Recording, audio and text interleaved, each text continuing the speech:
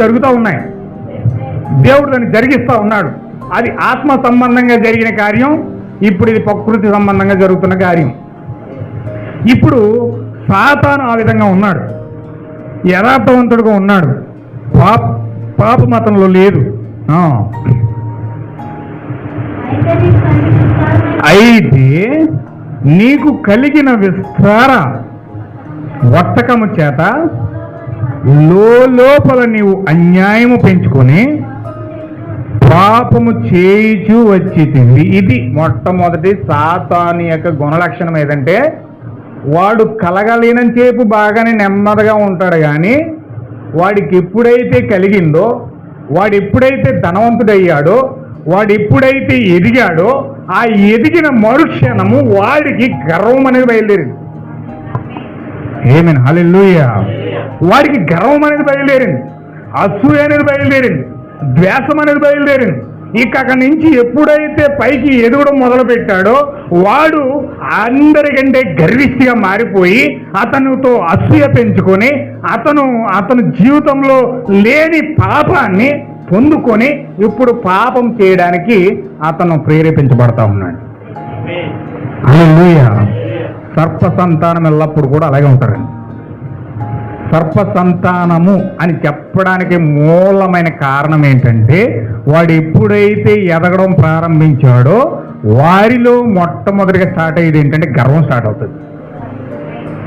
గర్వం ఎప్పుడైతే స్టార్ట్ అయ్యిందో వెంటనే వాడు ఏం చేస్తాడంటే దాన్ని పెంచుకుంటూ ఆ గర్వం అసూయ తీసుకొచ్చేది ఏంటి తెలుసండి? అసలు అసూయ మనుషులకు ఎందుకు వస్తుందో తెలుసా? గర్వం వలన. ప్రధానమైన కారణం ఏంటంటే అసూయ వచ్చేది ఏంటంటే దేనికోసం అంటే గర్వం వలన అసూయ వస్తుంది. ఈ గర్వంలో నుంచి అసూయ వస్తుంది, అసూయలో నుంచి ద్వేషం వస్తుంది. ఆమేన్, హల్లెలూయా. ఇప్పుడు ఎప్పుడైతే అసూయ వచ్చిందో అసూయలో ద్వేషం వస్తుందో ఆ ద్వేషం ఎక్కడ తీసుకెళ్తుంది? మనిషిని చంపే అంత స్థితిలో తీసుకెళ్తుంది. అంటే ఈ 4 స్టేజ్లు. ఫస్ట్ పాపం ఎలా పుడుతుంది అంటే గర్వం వల్ల పుడుతుంది.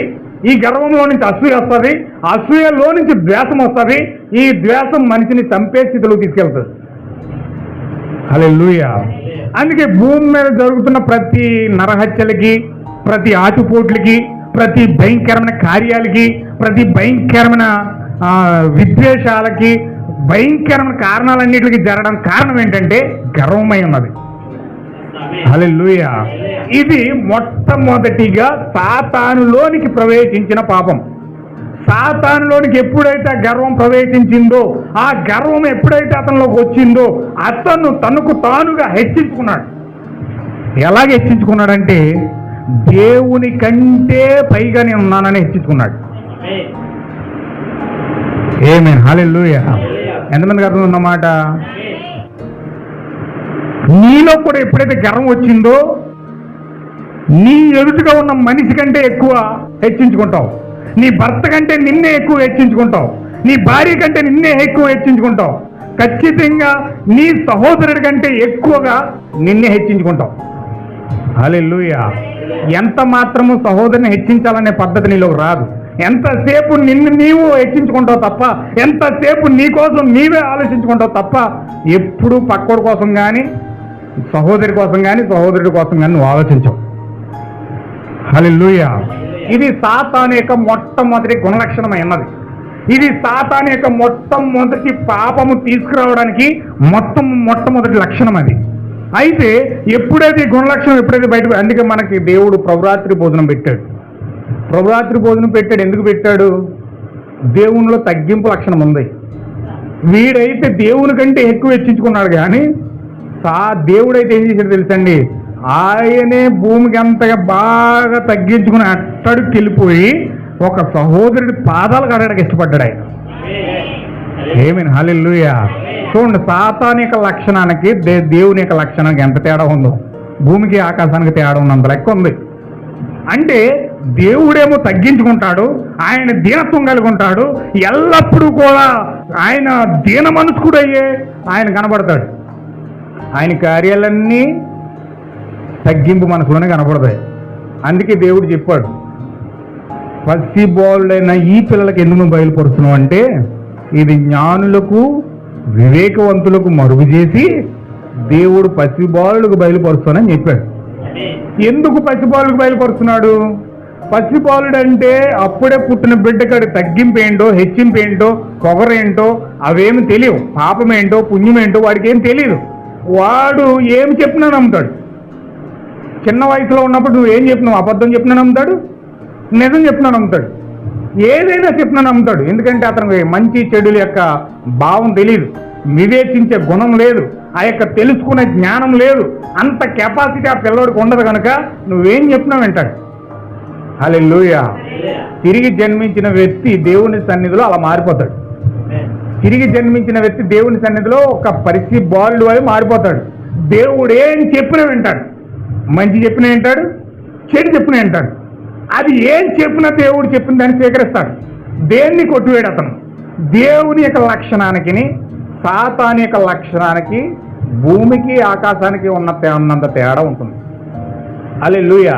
వీడు పరలోకంలో దేవుని కంటే ఎక్కువగా హెచ్చించుకుని వీడేం చేశాడంటే గర్వపడి ఆ గర్వం వలన వచ్చిన అసూయతో వీడేం చేశాడంటే ద్వేషం పెంచుకొని దేవుణ్ణి చంపాలి, దేవుణ్ణి ఆ చైర్ నుంచి దించెయ్యాలి, దేవుణ్ణి చంపితేనే కానీ నేను ఆ చైర్లో కూర్చోలేను, దేవుడు నాకు అడ్డు, దేవుడిని ఒక్కసారి నేను తొలగిస్తే, దేవుడిని ఒక్కసారి నా సీటుని తొలగిస్తే ఆ అధికార పక్షం అంతా నాదే, ఆ అధికారాన్ని అంతా నేనే చేజెక్కించుకుంటాను, ఈ పరలోకం అంతా నేదే అయిపోతుంది, ఈ పరలోకం అంతా నేనే శాసిస్తాను, నేనే అధినాయకుని అవుతాను, నాదే అంత అధికారం అంతానే అని చెప్పి ఇతను ఏం చేస్తున్నాడంటే లోపల పగ పెంచుకుంటూ కక్ష పెంచుకుంటూ దేవుడిని ఎప్పుడు ఆ సీటు నుంచి తొలగించాలా అని ఆలోచిస్తున్నాడు.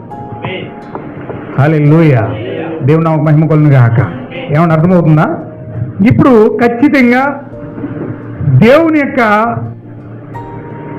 రూపము కానీ దేవుని యొక్క లక్షణాలు కానీ ఒక వ్యక్తిలో ఉంటే అతను ఎల్లప్పుడూ కూడా తగ్గించుకుంటాకే ప్రయత్నం చేస్తాడు తప్ప ఒకరి మీద పెత్తనం చేయడానికో, లేకపోతే ఒకరి మీద అధికారం చేయడానికో, లేకపోతే ఒకరి మీద ఏలుబడి చేయడానికో ఎప్పుడు కూడా దేవుని పిల్లలు ముందుకు వెళ్ళరు. ఒకవేళ ముందుకు వెళ్తున్నారంటే ఒకడి మీద పెత్తనం చేయడానికి కానీ, ఒకడి మీద అధికారం చేయడానికి కానీ, ఒకడి మీద నా కింద ఇతను ఉండాలి అనే ఒక తలంపు కానీ అతనిలోకి వస్తుందంటే ఖచ్చితంగా గుర్తుపెట్టుకున్నది లూసిఫర్. హల్లెలూయా. ఎల్లప్పుడూ కూడా దేవుని యొక్క లక్షణంలో ఆ లక్షణం లేనేలేదు.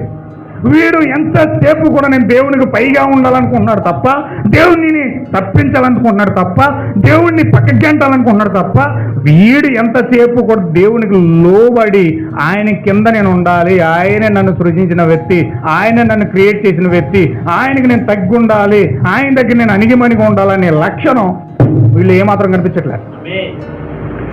హల్లెలూయా. ఇప్పుడు దేవుణ్ణి ఆ గద్దె నుంచి దించడానికి, దేవుణ్ణి కుర్చీ నుంచి దించడానికి అధికారం లేకుండా చేసి ఆ తర్వాత వీడిని దేవుణ్ణి చంపాలనే ఒక ప్రణాళిక వీడు పకడ్బందీగా లోపల వేస్తా ఉన్నాడు. ఇప్పుడు ఆ యొక్క అధికారం నుంచి కిందకి దించాలంటే ఏం చేయాలి? ఈ అధికారం నుంచి కిందకి దించాలంటే ఫస్ట్ వీడు ఏం చేయాలంటే సంఘాన్ని కొట్టాలి, దేవుని యొక్క సంఘాన్ని కొట్టాలి, దేవుని యొక్క ఆ యొక్క దేవదూతలను కొట్టాలి, దేవుని యొక్క దేవదూతల యొక్క ఆలోచన మార్చాలి, దేవుని యొక్క దూతలందరినీ కూడా నా వైపు గనక నేను తిప్పుకుంటే, దేవుని యొక్క పరలోకంలో ఉన్న దూతలందరినీ నా వైపు కనుక నేను ఆకర్షించుకుంటే, ఖచ్చితంగా వాళ్ళందరూ కూడా నా వైపు తిరిగిపోతే దేవుడు ఒంటరిగా మిగిలిపోతాడు. అప్పుడు నేను ఈజీగా కొట్టేయచ్చు. ఏమిన్ హల్లెలూయా. వీడి పెద్దోడు కాకపోతే, వీడికి తలకాయ లేకపోతే, వీడు ఎంత తలకాయ లేనివాడు చూడండి. సాతానుడు ఎంత తెలివైనోడైనా ఎక్కడ దిక్కిన పప్పులో కాలేస్తాడు. ఎందుకంటే అసలు దేవుడు దూతలు చేసింది ఎవరినే? దేవుడే. సాతాను చేసింది ఎవరినే? దేవుడే. ఒకవేళ అందరినీ కూడా వీడు వైపు చేసుకుంటారు, అందరినీ పక్కకి ఏంటేసి మొత్తం సర్వనాశనం చేసేసి మరలా ఈయన క్రియేటర్ కాబట్టి కొత్త దూతలు తెచ్చుకోలేడా? సృష్టించుకోలేడా? కొత్త దూతలు సృష్టించుకోగలడు, ఇంకో పరలోకం సృష్టించుకోగలడు ఇది అవసరమైతే. ఆయన దేవుడు, ఆయన క్రియేటర్, ఆయన సృష్టికర్త. అది మర్చిపోయాడు. సర్పసంతానం ఎప్పుడు ఎందుకెందుకు ఎగిరెగిరి మంత్రులుగా ఎగరేస్తారంటే వాళ్ళకి తెలియదు అసలు విషయం. ఎందుకు వాళ్ళు ఎగిరెగిరి పడతారంటే మేమే మేమే చేస్తాం, మేమే అయిపోతాం, మేమే చేసేస్తాం అనుకుంటారు తప్ప వాడికి తెలియదు దేవుడు ఇంకోలాగా వస్తాడు. దేవుని యొక్క ప్రణాళిక రచించాడంటే ఆయన ఏమైనా చేయగలడు. ఆయనకు అసాధ్యమైన కార్యము ఏది లేదు. ఆయన ఏమైనా చేయగలడు, ఎక్కడైనా వెళ్ళగలడు, ఏదైనా సాధించుకోగలుగుతాడు. ఆ దూతలందరినీ నాశనం చేసి కొత్త దూతలను తయారు చేసుకోగలడు, సృష్టించుకోగలడు, ఇంకో పరలోకాన్ని తయారు చేసుకోగలడు. కానీ ఆ విషయం సాతాను మర్చిపోయి దేవుడి మీదే ఎగిరెగిరి పడుతున్నాడు, దేవుడి మీదే డ్యాన్స్ చేస్తున్నాడు, దేవుడిని చంపేయాలని ప్లాన్ చేస్తున్నాడు. దేవుని ప్రణాళిక అసలు సాతానుకు దేవుడు చంపాలనే ప్రణాళిక పరలోకంలోనే కలిగింది. కిందకు వచ్చిన తర్వాత కానీ దేవుని చంపాలనే ప్రణాళిక రచిస్తా వాడికి పరలోకంలోనే కలిగింది ఆ యొక్క ఆలోచన. వాడికి ఎప్పుడైతే పరలోకంలో కలిగిందో, ఎప్పుడైతే దేవుడు అతనితో యుద్ధం చేయడం మొదలుపెట్టాడు, దేవదూతలందరితో మాట్లాడుతున్నాడు. దేవదూతలందరితో ఏం చెప్తున్నాడంటే వాడు ఏం చెప్తున్నాడో తెలుసండి, నా పక్షాన్ని వచ్చి నాతో మాట్లాడి గనక మీరు గనక నా పక్షాన్ని చేరితే మిమ్మల్ని అందరినీ దేవుళ్ళు చేస్తానన్నాడు. హల్లెలూయా. దేవదూతలకు ఉన్న దేవదూతలను దేవదూతలుగా ఉంచకుండా దేవుడు ఎప్పుడు కూడా ఏ స్థానంలో ఎవరిని పెట్టాడో అక్కడే ఉండాలి. దేవుడు ఎవరిని ఏ విధంగా రూపించాడో ఆ యొక్క స్థానంలోనే వెత్తుండాలి. స్త్రీ స్త్రీగానే ఉండాలి, పురుషుడు పురుషుడిగానే ఉండాలి. కానీ స్త్రీ పురుషుడిగా మారకూడదు, పురుషుడు స్త్రీగా మారకూడదు. హల్లెలూయా. దేవుడు ఏ స్థానంలో పెడితే ఆ స్థానంలోనే నిన్ను ఉంచుతాడు. దేవుడు నీకు ఏ స్థానం ఇస్తే ఆ స్థానంలోనే నిన్ను పెడతాడు. నిన్ను శరీరంలో తయారు చేసి దేవుని యొక్క శరీరంలో నువ్వు ఒక పిల్లేలుగా ఉంటే నిన్ను తీసుకెళ్ళి పిల్లలను పెడతాడు. ఒకవేళ నువ్వు బొటన వెలుగా ఉంటే నిన్ను తీసుకెళ్ళి బొటన వెలుగునే పెడతాడు. ఒకవేళ తలలో మెదడుగా ఉంటే నిన్ను తీసుకెళ్ళి తల మెదడులో పెట్టేస్తాడు. నువ్వు పొట్టలో కాలేయంగా ఉంటే దేవుడు నేను తీసుకెళ్ళి కాలేయంగా అమరుస్తాడు. అంటే నువ్వు శరీరంలో ఏ భాగముగా ఉన్నావో ఆ భాగంలో తీసుకెళ్ళి దేవుడు అమరుస్తాడు. హల్లెలూయా. కాలెట్టుకు తలకాయ కట్టాడు, తలెట్టుకెళ్ళి చేతికి కాలు కట్టాడు. దేవుడు నిన్ను ఎక్కడ పెట్టాడు అక్కడ పెడతాడు. ఏ స్థానంలో నిన్ను నిర్మించాడో ఆ స్థానంలోనే దేవుడు పెడతాడు. దేవుడు క్రమం మార్చడు, దేవుడి క్రమం మారదు. కానీ సాతాను ఏం చేస్తాడు తెలుసా, మొత్తం చంద్రవందర చేసి పడేస్తాడు. స్త్రీని పురుషుడిగా మార్చేస్తాడు, పురుషుని స్త్రీగా మార్చేస్తాడు. ఇప్పుడు మనం చూస్తున్నాం కదా, స్త్రీలు పురుషులు అయిపోతున్నారు, పురుషులు స్త్రీలు అయిపోతున్నారు. చూడండి, పూర్వకాలం ఎప్పుడో ఎక్కడ కూడా అందగత్తెలు కనపడేవారు కాదట. ఎక్కడో కానీ ఎక్కడో సిటీల్లో పెద్ద పెద్ద సిటీల్లో పెద్ద పెద్ద కోటీశ్వర్లు ఎవరో వాళ్ళు కొంచెం అందంగా డెకరేట్ అయ్యి వాళ్ళ డబ్బును బట్టి తయారయ్యేవారట. కానీ ఇప్పుడు సాతాను ఏం చేశాడు, మొత్తం ప్రపంచాన్ని అందాల ప్రపంచంలో చేసేసాడు. అందమైన ప్రపంచంగా చేసేసాడు. మొత్తం 3D ప్రపంచం చేసేసాడు. 3D ప్రపంచం మనకు లేనిది కూడా కళ్ళలో చూపించేస్తాడు. అంత అద్భుతంగా 3D కనపడుతుంది అన్నమాట. ఒక బొమ్మే 3 బొమ్మల్లో కనపడుతుంది. అంతలా చేసేసాడు, 3D ప్రపంచం చేసేసాడు మొత్తం. అంతకుముందు పురుషులు చెవులు కొట్టించుకునేవారు, ఇప్పుడు స్త్రీలు కుట్టించుకునేవారు చెవులు. ఇప్పుడు పురుషులు కుట్టించుకుంటున్నారు చెవులు మొత్తం అందరూ కూడా. ఇప్పుడు అంతకుముందు స్త్రీలు ఇక్కడ తల వరకు పెంచుకునేవారు, అరికాల వరకు కిందకాయ తల ఉండేది. అంతలా శ్రద్ధ చూపించి తల పెంచేవారు. ఇప్పుడు ఇలా మొత్తం కటింగ్ వేసేసి ఒక టోపీ ఒకటి పెడుతున్నారు ఆడవాళ్ళు. మగవాళ్ళు ఏమో కింద వరకు ఇంత ముళ్ళు పెడుతున్నారు కదా వెనకాల. మగవాళ్ళు చేస్తున్నారు. కొంతమంది స్వలింగ సంపర్కులు అంటున్నాను. స్వలింగ సంపర్కులు అంటే మగోళ్ళే ఆడవాళ్ళ కింద మారిపోతున్నారు. అంటే వాడు రూపం చూస్తేనేమో మగోళ్ళే కనపడతాడు, వాడు రూపం చూస్తేనేమో అంతా మగోళ్ళే కనపడతాడు. కానీ మాట వాడు నడిచే నడక మొత్తం అంతా కూడా ఎలా ఉంటుందంటే స్త్రీ నడిచినట్టుగా ఉంటుంది, స్త్రీ మాట్లాడినట్టుగా ఉంటుంది. వాడి యొక్క హావభావాలన్నీ స్త్రీ యొక్క తత్వం అంతా ఉంటుంది. హల్లెలూయా. అంటే వాడి యొక్క రూపం అంతా కూడా, లోపల రూపం అంతా కూడా, వాడి స్వభావం అంతా కూడా ఎలా మారిపోయింది, స్త్రీగా మారిపోయింది. స్త్రీలు పురుషులుగా మారిపోతున్నారు. వీళ్ళు ఆటోలు నడిపేస్తున్నారు, వీళ్ళు బళ్ళు నడిపేస్తున్నారు, వీళ్ళు విమానాలు నడిపేస్తున్నారు, వీళ్ళు కూడా మొత్తం కుటుంబాల్లో పెత్తనాలు చేసేస్తున్నారు. పైకి ఒక వ్యక్తి ఉంటాడు కానీ, భర్త ఉంటాడు కానీ, కుటుంబాన్ని లీడ్ చేసేదంతా కూడా స్త్రీయే నడిపిస్తారు. హల్లెలూయా.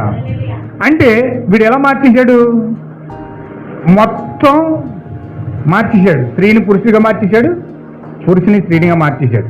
ప్రపంచాన్ని మొత్తం తిమ్మిరి బిమ్మిరి చేసేసి మొత్తం అంత రకరకాలుగా వాడి యొక్క పేరు ఏంటంటే బబులోన్.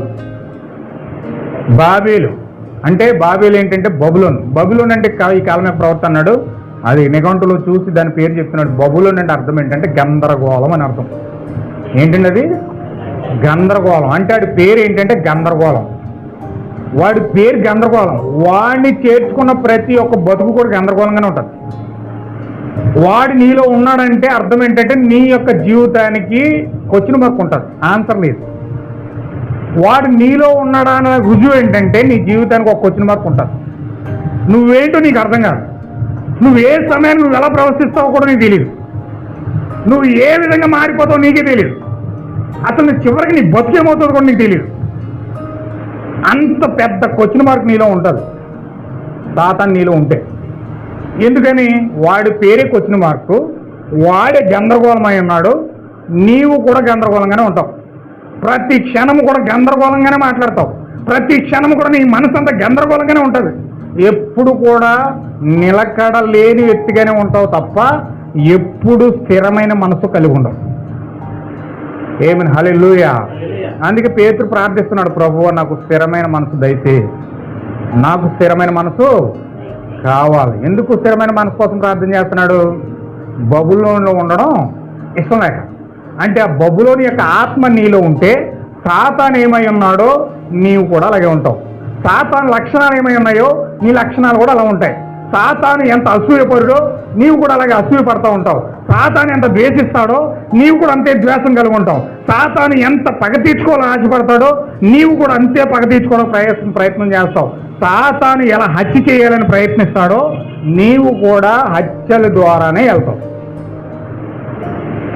హల్లెలూయా. దేవుని మహిమ కలుగును గాక. మృదువైన స్వభావం కానీ, మృదువైన కార్యాలు కానీ, వాక్యంతో కూడిన కార్యాలు కానీ నీ జీవితంలో ఏమాత్రం కనపడవు. ఎల్లప్పుడూ కూడా నీ కార్యాలన్నీ సాతాను సంబంధమైన కార్యాల కిందే కనపడతాయి. హల్లెలూయా. ఏమన్నా వింటున్నారా? చాలా జాగ్రత్తగా మీరు గమనించాలి. దేవుడు మరి ఇలా నడిపిస్తున్నాడు. నేను ఎలాగే వెళ్తున్నాను, ఆయన ఏం మాట్లాడమంటే నేను అదే మాట్లాడతాను, వేరేది నేను మాట్లాడలేను.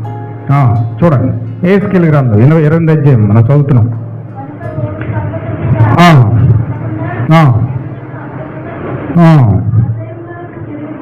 ఆశ్రయముగా ఉన్న కెరూబు వీడు ఎలా ఉన్నాడండి? వీడు ఒక ఆశ్రయపురంగా ఉన్నాడు. ఎవరైనా దేవదత్తుల్లో బాధ వస్తే, ఎవరైనా దేవదత్తుల్లో గొడవ వస్తే, ఎవరైనా దేవదత్తుల్లో ఏదైనా సమస్య వస్తే వీడే ఆశ్రయం. వీడి దగ్గరికి వచ్చి ప్రాబ్లం చెప్తే ఆ ప్రాబ్లం పట్టుకెళ్ళి దేవుడికి చెప్తే దేవుడే సొల్యూషన్ చెప్తాడు. ఈ యొక్క లూసిఫర్ వెళ్ళి ఆ దేవదత్తులో చెప్పాలి. దేవుడు పెట్టిన క్రమం అది. దేవుడు చక్కని క్రమం పెట్టాడు. ఒక ఆశ్రయంగా పెట్టాడు. ఒక ఆశ్రయ కెరూబుగా ఉన్నాడు. హల్లెలూయా. అయితే దేవుడు ఆశ్రయముగా పెడితే వీడు ఎలా ఉన్నాడంటే దేవుడి దగ్గర నుంచి ఆన్సర్ పొందుకోకుండా, దేవుడి దగ్గర నుంచి చెప్పకుండా వీడే వాళ్ళ మీద పెత్తందారి అయిపోయాడు. వీడే దేవుడిగా ఫీల్ అయిపోయి వీడే వారిని నడిపించేయడానికి ఇష్టపడతా ఉన్నాడు. సంచరించుంటివి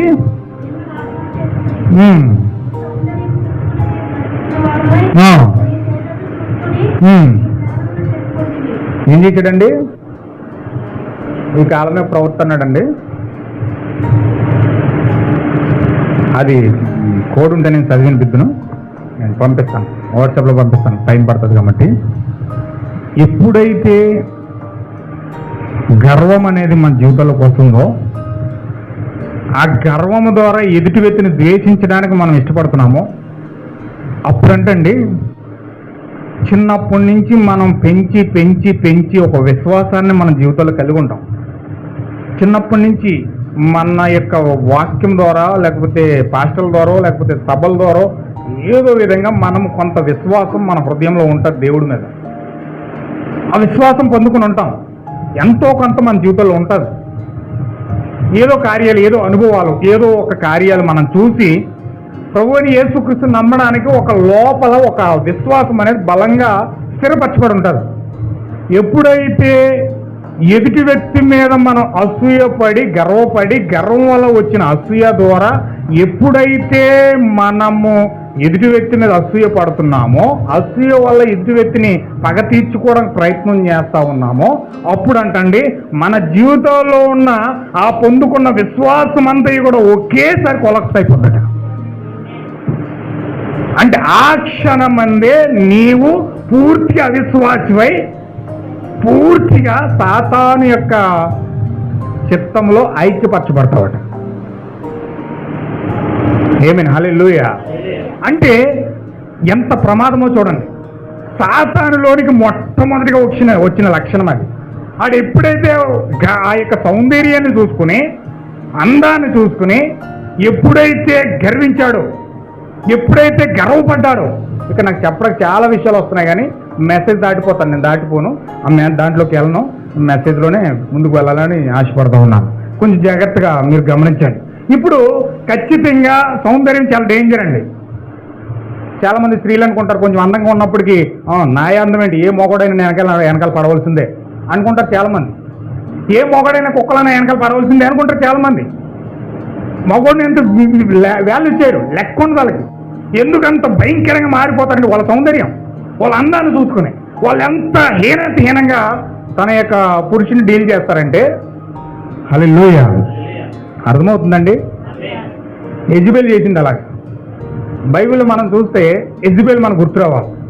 ఆ యొక్క భర్తను ఎంత భయంకరంగా మార్చేసిందంటే, వాడు తిని మంచం మీద పడుకుని సరిగ్గా ఏ టైం పాస్ అవ్వక ఏ టీవీలో చూసుకుంటూ ఆ స్నాక్స్ తింటూ మళ్ళీ సాయంత్రం పడుకోవడం వాడు పని.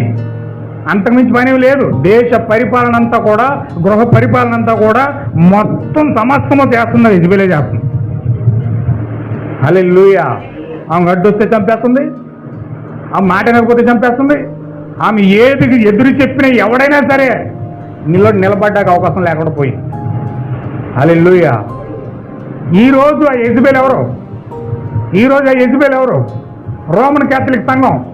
రోమన్ క్యాథలిక్ సంఘం ఏం చేస్తుందంటే, ఈ రోజు వాక్యము పట్టుకుని ఎవడైనా పరిశుద్ధాత్మ బాప్తిజం పట్టుకుని నిలబడ్డా, ఈరోజు రోమన్ క్యాథలిక్ సంఘం, ఈరోజు రోమన్ క్యాథలిక్ సిద్ధాంతాలు కలిగిన సంఘాలు వాక్యాన్ని చంపడానికి ప్రయత్నం చేస్తూ ఉన్నాయి. Hallelujah. GDM, Baptist, Methodist, Catholic, church of Christ లేక ప్రతి సంఘము కూడా ఆ యొక్క త్రిత్వపు బోధన పట్టుకుని, త్రిత్వపు సంకల్పాన్ని పట్టుకుని, ముగ్గురు దేవుళ్ళ యొక్క సిద్ధాంతాన్ని పట్టుకుని, ఈ రోజు దేవుడు ఒక్కడే అని బైబిల్ పట్టుకుని అపోస్తుల బోధ పట్టుకుని నిలబడిన ప్రజలను చంపడానికి ఈ రోజు వెనకడుగు ఇట్లేదు. హల్లెలూయా. దేవుని నామమునకు మహిమ కలుగును గాక. ఈరోజు భౌతిక సంబంధమైన స్త్రీ అలాగే ఉంది, ఆత్మ సంబంధమైన స్త్రీ అలాగే ఉంది, సంఘం అలాగే ఉంది, కుటుంబం అలాగే ఉంది. దేవుని నామమునకు మహిమ కలుగును గాక.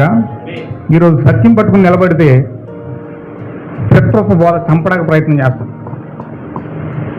అనేక మంది పరిశుద్ధులు 60 లక్షల మంది ప్రజల్ని నిజమైన పరిశుద్ధమైన బోధ పట్టుకుని బోధించడం చంపించారు. ఆమేన్, హల్లెలూయా. ఏమైనా వింటున్నారా? మీరు వింటున్నట్టు నాకు ఏమనిపించట్లేదు. నా లోపల నుంచి రావాలి కదండి. హల్లెలూయా. ఎంతమందిని చంపించారు? ఎంతమందినండి? 60 లక్షల మంది పరిశుద్ధుల్ని రోమన్ క్యాథలిక్ సంఘం పొట్టనెట్టుకుంది. రోమన్ క్యాథలిక్ సంఘం పొట్టన పెట్టుకుంది. ఎందుకని? నిజమైన అపోస్తుల బోధ పట్టుకున్నందుకు, నిజమైన సత్యాన్ని పట్టుకున్నందుకు, నిజమైన వాక్యాన్ని, నిజమైన పరిశుద్ధాత్మ బాప్తిజాన్ని ప్రసంగిస్తున్నందుకు 60 లక్షల మంది పరిశుద్ధుని చంపేసి, ఇప్పుడు అది ఎలా ఉందో తెలుసండి. యెహెజ్కేలు గ్రంథం ముయ్యొద్దు, ప్రకటన గ్రంథం చూడండి. ప్రకటన గ్రంథం 17 అధ్యాయము 4వ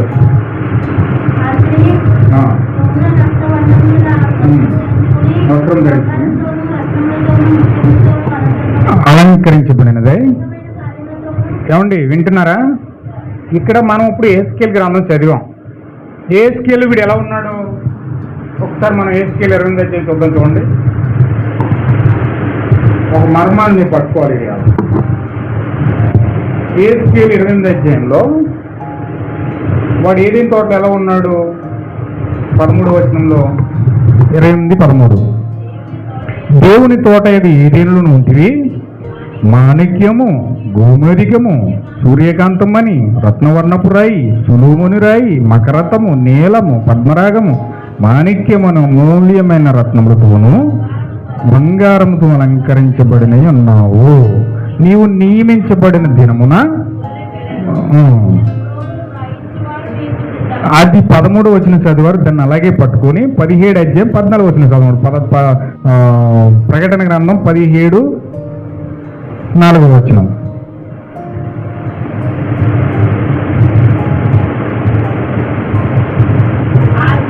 అది ధూమ్ర రక్తవర్ణము గల వస్త్రము ధరించుకొని బంగారముతోనూ రత్నములతోనూ అలంకరించబడినదై ఏయమైన కార్యములతోనూ తాను చేయుచున్న వ్యభిచార సంబంధమైన అపవిత్రాత్మలతోనూ నిండిన యొక్క సువర్ణ పాత్రను చేత పట్టుకుని ఉండేను.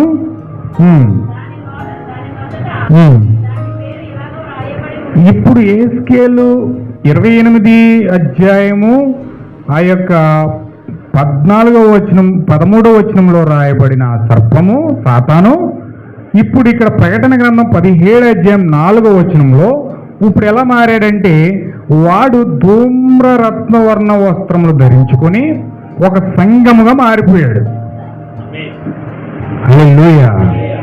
ఒక పురుష దూతగా చేయబడిన దేవదూత, ఒక పురుషుడిగా లూసిఫర్గా చేయబడిన ఒక దేవదూత, వీడు చివరికి ఆది కాండంలోకి వచ్చినప్పుడు ఎలా మారిపోయాడు, ప్రకటన గ్రంథంలోకి వచ్చినప్పటికి ఒక అబద్ధ సంఘముగా మారిపోయాడు.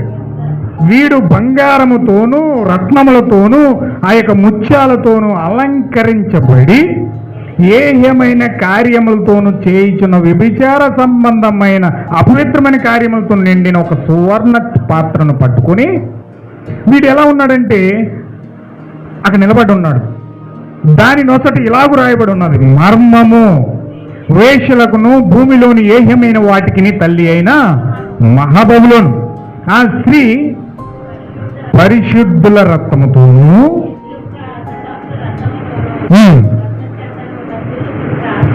ఎలా మత్తిలిపోయిందండి?